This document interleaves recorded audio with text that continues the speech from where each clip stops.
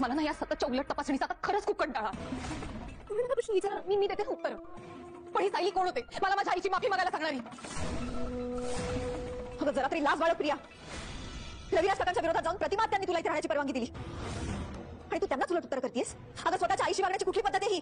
तू कोण आहेस का मला सांगणारी? का माझ्या आईशी कसं वागायचं? मित्रांनो, किल्लेदारांच्या घरी सगळे पूजेच्या निमित्ताने म्हणजे नवमीच्या पूजेच्या निमित्ताने शिवाय महाआरतीच्या निमित्ताने सगळे जमलेले असतात. आता त्या सगळ्यांमध्ये सुभेदार कुटुंब पण असतं, आपल्याला तर माहितीच. सो आता सगळे जेव्हा आलेले असतात तेव्हा प्रतिमाचा सगळ्यांसमोर प्रियाने अपमान केलेला असतो म्हणून सायली तिला माफी मागायला लावत असते. आणि अचानक प्रियाला जेव्हा हे सगळं खटकतं तेव्हा ती सायलीला तिच्या आई बाबांवरून खूप काही बोलते. ती म्हणते की तुलाच तुझे आई बाबा नाहीये, तू मला काय अक्कल शिकवायला आलीस बस. आणि प्रतिमा अगदी जोरात तिच्या कांचिलात लगावून येते. आता यामुळे काय होतं, प्रिया रागाच्या भरात वर निघून जाते. म्हणजे प्रियाला सगळे झापझाप झापतात. पण अखेरीस प्रिया आता वर निघून जाते. प्रिया वर निघून गेल्यामुळे इकडे आता प्रिया जेव्हा वर जाते तेव्हा सायली एक खंत व्यक्त करते प्रतिमाजवळ. आणि सायली जेव्हा प्रतिमा रडताना बघते तेव्हा प्रतिमा म्हणते, अगं रडू नकोस सायली, तू कोणाचं बोलणं मनावर घेतेस? तेव्हा आता सायली म्हणते की तिचं बोलणं त्याची मला तर सवय झाली आहे गेल्या वर्षांपासून, पण मला वाईट या गोष्टीचं वाटतंय की सारखं सारखं आई बाबांवरून मला ती बोलून दाखवते. म्हणजे तुम्ही माझे आई बाबा का नाही आहात या गोष्टीची मला खंत वाटते. खरं तर तुम्ही आणि रविराज काका माझे आई बाबा असतात तर माझ्यापेक्षा लकी या जगात कोणीच नसतं राहिलं दुसरं. आणि दुसरीकडे आता रविराज पण इतकी लाख मोलाची गोष्ट सायलीला सांगतो की सायलीचे कान धन्य होऊन जातात. अहो सायलीचेच काय, सुभेदार कुटुंबियांचे सुद्धा कान धन्य होऊन जातात.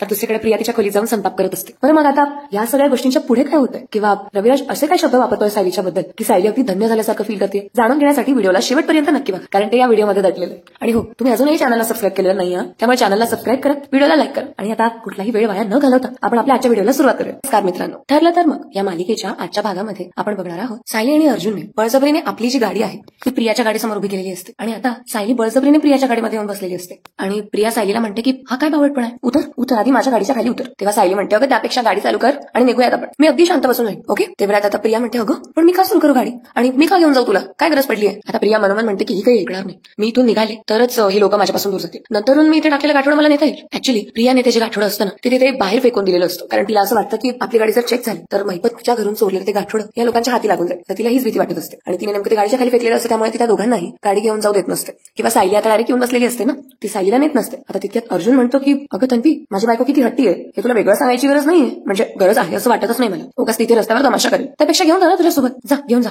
घरीच जातेस ना तू, घेऊन जा. आणि मला पण आता ऑफिसला जायचं, पूजा आहे ना तिथे, म्हणून मी नाही येऊ शकणार. आता मी काम करतो, ऑफिसला जातो, पूजा संपवतो आणि लगेच येतो. माझ्या बायकोला पिक करायला, बायको तुला पिक करायला येतो, हा मी, बाय बाय. तेव्हा आता प्रियाचा घटना होत असतो. प्रियाचं असं म्हणणं असतं की यार मी कशी काय नेऊ. सो आता अर्जुन म्हणतो की चल प्रिया बाय, घेऊन जा तिला. तेव्हा आता अर्जुन जेव्हा बाय करत असतो तेव्हा तिच्या तोंडावर बाय वाजलेले असतात. आता अर्जुन जायला निघालेला असतो आणि इकडे प्रिया तसं तोंड बघत राहिलेली असते. अर्जुन आता त्याची गाडी घेऊन जातो आणि हॉर्न वाजवू लागतो जोरात. तर शेवटी नाईलाजाने प्रियाला गाडीत बसावं लागतं आणि सायलीला तिथून घेऊन जावं लागतं. आता जाताना अर्जुन बाय करून जातो तेव्हा सायली सुद्धा त्याला बाय बाय करते. आणि एकीकडे इथे प्रियाला वारंवार तीच गोष्ट आठवत असते की तिने त्याचे गाठोडं असतं ते गाडीच्या बाहेरच्या दिशेने फेकलेलं असतं. आता नाईलाजाने प्रियाला आठवत जरी असलं तरी प्रियाचा नाईलाज एवढा झालेला असतो की तिला गपचूप गाडी काढून सायलीला तिकडे न्यावं लागलेलं असतं. म्हणजे निर्णय भाग असतं. आणि इकडे प्रतिमा आणि रविराज इकडे आलेले असतात सुभेदारांच्या घरी, अन्नपूर्णा निवास इथे. आणि इकडे प्रिया तिला घेऊन जात असते तिकडे किल्लेदारांच्या घरी. आता इकडे अन्नपूर्णा निवासकडे प्रतिमा आलेली असते. प्रतिमा आणि कल्पना दोघेही किचन मध्ये असतात. आणि आता प्रतिमा जेव्हा तिथून हॉलमध्ये जात असते तेव्हा कल्पना तिला आवाज येते आणि म्हणते, प्रतिमा तन्वी आता नीट वागते का गं, की तिने आता घरातलं वातावरण बिघडवलंय. तितक्यात आता प्रतिमाला आपल्यासोबत घडलेला प्रसंग आठवतो. म्हणजे सायलीने तिचा कशा प्रकारे बचाव केलेला असतो ते. प्रतिमा काही बोलू पावत नसते. आता प्रतिमाची अशी शांतता बघून कल्पना तिला म्हणते की तू अशी गप्प राहिलीस, यातच मला माझं उत्तर मिळालंय, काही खरं नाही, तन्वी कधी सुधारणारे देवच जाणे. पण हो प्रतिमा, आता तन्वीला तुझ्या तब्येतीशी खेळ करू देऊ नकोस काय. आता प्रिया सायलीला घेऊन तिथून निघालेली असते आणि अर्जुन तिथून ते गाठोडं उचलून घेतो. म्हणजे थोड्या वेळाने तो तिथे जातो पुन्हा आणि ते गाठोडं जे आहे ते उचलून घेतो. तसं खरं तर लक्ष असतं की प्रियाने कसं गाठोडा फेकलेलं ते त्याने बघितलेलं असतं दुरूनच. स्वतः म्हणून तो तिथे जातो आणि ते गाठोडा तिथे प्रियाने फेकलेलं असतं तिथून ते गाठोडं उचलतो. आणि ते गाठोडं ओपन करून बघितलं तेव्हा आता त्यामध्ये त्याला फोटो वगैरे सापडतो आणि लहानपणीच्या वस्तू सापडतात. आता ते सगळं बघून तो म्हणतो सायलीच्या लहानपणीच्या वस्तू, my god Sayali I got it. आता दुसरीकडे जेव्हा अर्जुन ते गाठोडं बघत असतो तर इकडे प्रिया आणि सायली तिकडे जात असतात किल्लेदारांच्या घरी. आणि आता इकडे इतक्यात सायलीच्या फोनवर एक मेसेज होतो ज्यात असतं तुझं गाठोडं सापडलं, तन्वीने तिथेच बाजूला टाकलं होतं, माझ्याकडेच आहे. आता जेव्हा सायली हे वाचते तेव्हा सायलीच्या चेहऱ्यावर एक वेगळीच चमक येते. सायली खुश होते. म्हणजे त्या दोघांच्याही प्लॅन प्रमाणे होतात गोष्टी आणि सगळं काही सॉर्टेड होतं. तर प्रिया अगदी खुन्नस देऊन अगदी रागात बघत असते सायलीकडे आणि सायली सुद्धा रागात न बघता अगदी हसत हसत सार्कॅस्टिक वे मध्ये तिच्याकडे बघते. तर दुसरीकडे आता प्रतिमा कल्पनाला म्हणते, तन्वी काय काय करू शकते याचा मला चांगलाच अंदाज आला. मला तर सायलीने सुद्धा सांगितलं की तन्वी पासून सावधान राहायचं आणि तिच्या कुठल्याही चुकीला तिथल्या तिथे उत्तर द्यायचं आणि मी आता तेच करणार आहे कल्पना. तेवढ्यात कल्पना म्हणते, हे बघ प्रतिमा, तन्वी तुला आता काहीही बोलली ना तर तू तिला लगेच सरळ करून टाक. आता त्या दोघींचं खूप गंभीर बोलणं चाललेलं असतं या संदर्भात. म्हणजे ऑब्व्हियसली हिच्या बाबतीत प्रियाच्या बाबतीत मूर्ख मुलगी एक नंबरची. तर दुसरीकडे आता महिपतला अंदाज आलेला असतो की त्याच्या इथे त्याच्या रूम मध्ये कोणीतरी चोरी करायला आलेलं आहे. म्हणजे तो ज्या पद्धतीने कपाट उघडतो आणि कपाटातल्या गोष्टी त्याला मिसिंग दिसतात त्यावरूनच त्याला अंदाज आलेला असतो की कोणीतरी चोरी केलेली. स्वतः महिपतच्या घरी दुसरीकडे त्याने वॉचमॅनला हॉलमध्ये बोलवलेलं असतं आणि कालचा तो आलेला हवालदार, नागराज, महिपत आणि तो वॉचमन एवढे लोक तिथे असतात. आता महिपत त्या वॉचमनला धो धुत असतो, मार मारत असतो आणि म्हणतो की काय चोरी कशी काय झाली? काय झोपा काढत होता का तो? बोल, झोपा काढत होता की मोबाईल गेम खेळत होता? हा, घरात चोरी कशी झाली? तेव्हा आता तो वॉचमन म्हणतो की मी गेट जवळच उभा होता साहेब. तेव्हा आता महिपत म्हणतो तू जर गेट जवळ उभा होता मग चोरी कशी काय झाली? कपाट काय आपोआप उघडला का? त्याच्यातल्या वस्तू काय आपोआप इकडे तिकडे झाल्या का? की मीच माझ्या घरात चोरी केली? बोल. तेव्हा आता तो वॉचमन म्हणतो साहेब आईची शपथ घेऊन सांगतो मी, मला खरंच नाही माहिती. तेव्हा आता लगेच महिपत म्हणतो माहित नाही तुला, माहित नाही असं म्हणत आता महिपतला बेदम मारहाण करत असतो. तिथे तो नागराज त्याला आवडतो आणि म्हणतो महिपत थांब, अरे त्याला खरंच काही माहित नसेल, जा रे बाबा जा तुझा. तेवढ्यात महिपत म्हणतो निघ इथून, परत तुझं थोबाड दाखवू नकोस मला. तर तो वॉचमन बिचारा तिथून पळत निघून जातो आणि नागराज कसं तरी त्या महिपतला आवडतो. महिपत खूप चिडलेला असतो. तर दुसरीकडे आता नागराज आता इकडे जिथे आलेला असतो अन्नपूर्णा निवास इथे, तर त्याला भरपूर वेळ झालेला असतो. त्यामुळे आता तो आपल्या वॉचमध्ये टाइम बघतो आणि म्हणतो की प्रताप मला असं वाटतं की आता मला निघायला हवं, चल आलोच निघतो मी. पण आता त्याही पूर्वी आलोच असं म्हणत तो किचन मध्ये जातो रविराज आणि प्रतिमाकडे जायचं इंटेन्शन असतं. सो आता तो कल्पनाला म्हणतो की वहिनी अजून एवढ्यात येईल असं वाटत नाही, म्हणजे तो येईपर्यंत आम्ही काही वाट नाही बघत बसत, संध्याकाळची तयारी पण करायची, निघतो हा आम्ही. तेव्हा कल्पना म्हणते ह्या दोघांना इतका उशीर का झाला खरंच काही माहित नाही. रविराज म्हणतो की नाही काही हरकत नाही असू दे ना, पण आम्ही निघतो आता असं म्हणत आता रविराज तिथून हॉलमध्ये जातो. तर दुसरीकडे महिपतला टेन्शन आलेलं असतं, पण त्याच्याकडे जो आलेला हवालदार असतो त्याला आपल्या खिशातून एक नोटांचं बंडल काढून तो त्या हवालदाराच्या अंगावर फेकतो आणि म्हणतो की हे घे आयुष्कर जा. आता तो हवालदार ती बंडल जे काही ते बंडल असतं त्या कॅच करतो, तो हवालदार जो असतो ते बंडल कॅच करतो आणि म्हणतो की थँक्यू साहेब. बरं साहेब मी काय म्हणतो या चोरीची FIR नोंदवू का मी? तुम्ही फक्त सही करायला आलात तरी चालेल. तेवढ्यात आता तो महिपत म्हणतो ए हुशार जास्त आगाऊपणा नको करू, तुला सांगितलं का मी जाता इथून जायचं इथून कळलं, मी माझं बघतो. तेव्हा तो महिपतला आता तो हवालदार ओके सर ठीक आहे सर म्हणत निघून जातो. तेवढ्यात नागराज म्हणतो अरे ते FIR नाही म्हटलं ते ठीक आहे पण अनऑफिशियल एक तपास केला असता तर आपल्याला काहीतरी प्रूफ मिळालं असतं ना. तेवढ्यात महिपत म्हणतो अरे शेट चोर कोण आहे हे मला 101% माहिती आहे. तेवढ्यात नागराज म्हणतो बरं कोण आहे? तेव्हा आता महिपत म्हणतो की प्रिया मधुकर उर्फ तन्वी किल्लेदार उर्फ तन्वी सुभेदार उर्फ पब्लिक. तेवढ्यात नागराज म्हणतो प्रियाने चोरी केली असं तुझं म्हणणं आहे तुझ्या घरात? तेवढ्यात आता महिपत म्हणतो की हो नागराज शेठ, नागराज माझ्या कपाटातून दुसरं काही बंडल दागिने असं काहीच नाही गेलेलं आहे चोरी, ते गाठोडं गेलं आणि ते पण प्रियाचं गाठोडं गेलं. तेवढ्यात नागराज म्हणतो बबलीचं गाठोडं, प्रियाचं नाही बबलीचं गाठोडं प्रियाने गायब केलं आणि आता अडकणार तन्वी किल्लेदार उर्फ प्रिया किल्लेदार म्हणजे काय ते प्रिया मधुकर पाटील जे काही असेल ते. तेवढ्यात महिपत म्हणतो इथून पुढे ना सगळी नावं लक्षात ठेवायची नागराज शेठ, नाहीतर अशी गोंधळ होतं, नाहीतर ना असं खोपडीचा भरीत करावं लागेल असं त्याचं म्हणणं असतं. पण या पोरीची खरी ओळख आता जरासमोर आहे, त्यामुळे त्या फालतू गाठोड्याची गरज नाही मला. आता ही स्वतःच्या पायात पाय अडकवून पडणार बबली. आता ते दोघेही बबली म्हणत हसत असतात. तर दुसरीकडे आता प्रिया इकडे सायलीला किल्लेदारांच्या घरी घेऊन येते आणि घरी आणल्यानंतर सायलीला म्हणते की म्हणजे गाडीच्या खाली त्या दोघं उतरतात बाहेर येतात आणि लगेच आता प्रिया लगेच उद्धट उर्मट सारखं सायलीला म्हणते आलीस माझ्या गाडीतून? तेव्हा सायली म्हणते की हो झालं तुझं समाधान असं आता प्रिया तिला परत विचारते. तेव्हा सायली म्हणते की हो. आता सायली निर्लज्जासारखी स्माईल करत हो म्हणत असते, त्यामुळे खरं तर प्रियाला जास्त राग येत असतो. प्रिया खूप चिडचिड करत असते. आता ती पाय आपल्याच घरात जाऊ लागते. तितक्यात तिथे बाहेर म्हणजे गाडीचा आवाज ऐकून रविराज आणि प्रताप घराच्या बाहेर येतात, म्हणजे दरवाजातून बाहेर येतात आणि दरवाजातून ते प्रियाला अगदी पाय आपल्यात रागात जाताना बघतात. तर सायली प्रताप आणि रविराज दोघांनाही बघते आणि विचार करते की हे लोक इथे कसे, म्हणजे ती मनोमन आता विचार करते की अरे देवा घरचे सगळे इथेच आलेले दिसतात, आता यांना सांगायला हवं की तुम्ही थेट तिथेच या. आता घरामध्ये सगळ्या बायका पण जमलेल्या असतात. आता घरामध्ये जेव्हा प्रिया शिरते तेव्हा तिथे अस्मिता, कल्पना आणि प्रतिमा असतात आणि देवी आईची छानशी पूजा केलेली असते, फुलं लाइटिंग सगळीकडे असं छान गवगवीत चमक असते. तेव्हा आता प्रिया जेव्हा आत येते तेव्हा लगेच प्रतिमा तिला म्हणते अरे तन्वी आलीस तू, तर कुठे होती सकाळपासून तू? तेव्हा आता प्रिया पहिल्यांदा आवाज दिला तर कंटाळवाणा चेहरा करते आणि दुसऱ्या आवाजात किंवा दुसऱ्या प्रश्नामध्येच लगेच तिथून जायला नाही. तिथे आता प्रतिमा तिला म्हणते तन्वी तुला काहीतरी प्रश्न विचारलाय मी. तेव्हा आता तन्वी थांबते आणि तिच्याकडे मागे वळून बघते प्रतिमाकडे. तेव्हा प्रतिमा म्हणते की अगं तुला मी काहीतरी विचारलंय, पाहुण्यांसमोर वागण्याची ही कुठली पद्धत आहे?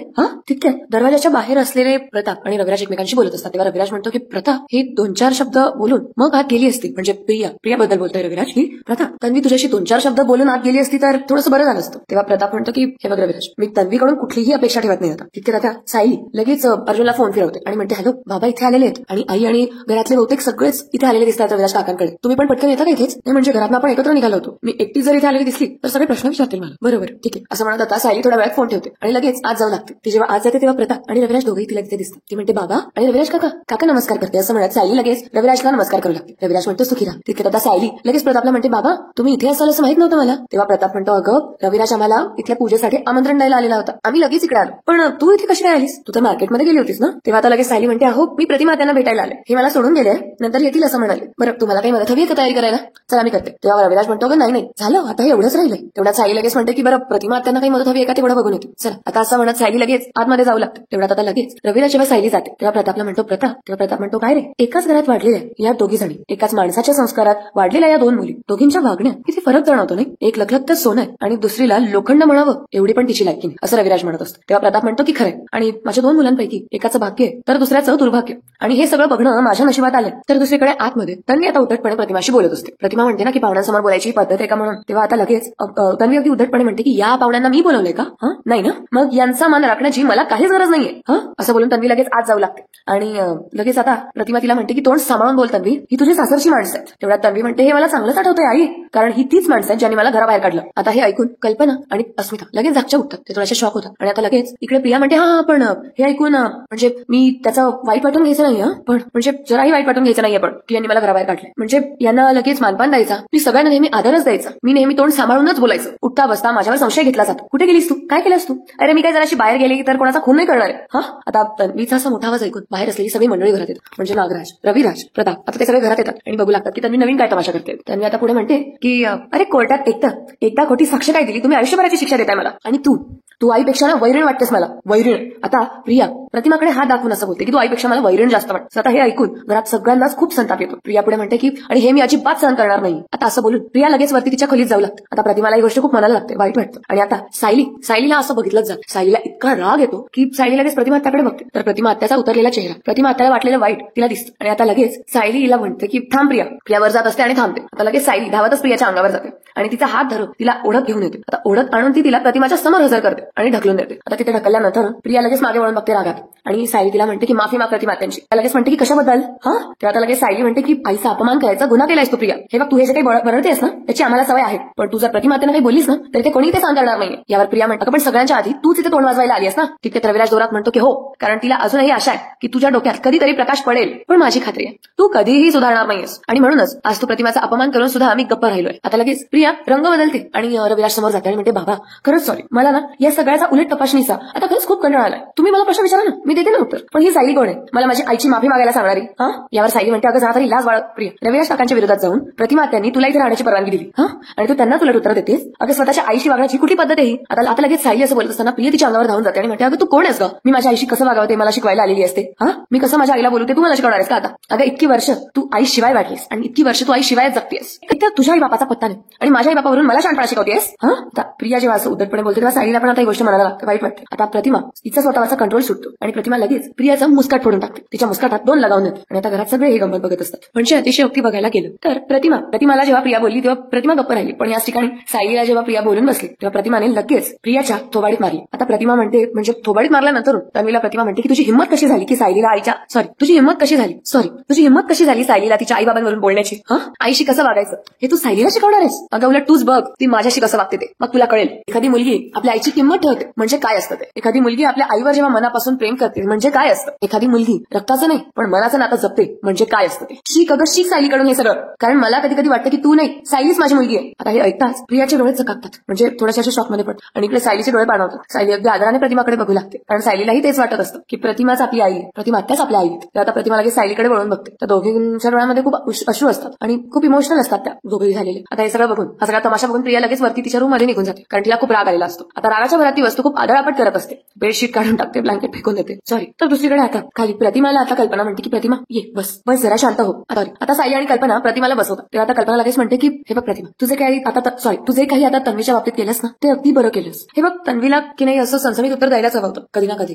तितक्यात प्रताप म्हणतो मुळात जर तन्वी आमच्याच घरात जर अशी वागत असेल सॉरी प्रताप आता म्हणतो की मला वाटलं तन्वी फक्त आमच्याच घरात असं वागत असेल इथे, पण इथे पण तशीच वागते. तिथे आता सुमन लगेच कल्पनाला म्हणते की सॉरी तुम्ही सगळे नवमीच्या पूजेला आणि महाआरतीला इथे आलात आणि तुम्हा सगळ्यांना हे सगळं बघावं लागेल. तिथे नागराज म्हणतो सुमन ही सगळी आपली घरचीच माणसं, सगळ्यांना माहिती की तन्वी कशी आणि तिच्यामुळे आपल्या सगळ्यांच्या वाटेवर कसे भोग आले याची सगळ्यांना जाणीव काय प्रताप. तेव्हा प्रताप म्हणतो की हो अर्थातच. तेव्हा नागराज म्हणतो देवाला फक्त आता एवढीच प्रार्थना करायची की हिने आता नवीन रंग नको दाखवायला. तेव्हा रविराज म्हणतो खरं, पण दुसरीकडे आता प्रिया तो जो सगळा सामान असतो ड्रेसिंग टेबल बसा तो सुद्धा खाली फेकत असते आणि तिथे ती आरशात तिचं लक्ष जातं आणि ती आपल्या गालाला हात लावते. तिला आता तो क्षण आठवतो जेव्हा प्रतिमा तिच्या थोबाडीत सणकण मारते आणि म्हणते की शिक सायलीकडून काहीतरी. मला कधी कधी वाटतं की तू नाही सायलीच माझी मुलगी. स्वतः प्रियाला संताप अनावर होत असतो. त्याला टेबल लॅम्प फेकते, सगळ्या वस्तू फेकून देते आणि आता प्रिया म्हणते की म्हणजे प्रिया तर स्वतःलाच आरशात बघून म्हणत असते की या बाईला ती स्वतः कोण आहे हे आठवत नाही. त्या बाईचा माज इतका वाढला की तिने माझ्या थोबाडीत मारली. सॉरी. आता इकडे आपल्या हातात ड्रेसिंग टेबलवरची लिपस्टिक घेत लगेच प्रिया म्हणते की पण मी आता तुझा सत्यानाश करेल प्रतिमा, मी तुझा आता सत्यानाश करणार आहे. आता समोर असलेल्या आरशावर प्रिया संपूर्ण लिपस्टिक चिमकारून टाकते. तर कुठल्या प्रकारचा राग याचा काय माहिती. मला तर माझी लिपस्टिक कोणी युज केलेली पण चालत नाही आणि ही बाया तर आरशावर तिची लिपस्टिक उघडते म्हणजे किती लिपस्टिक वाया घालवली नाही. जीव असतो मेकअप प्रोडक्ट्स मध्ये मुलींचा.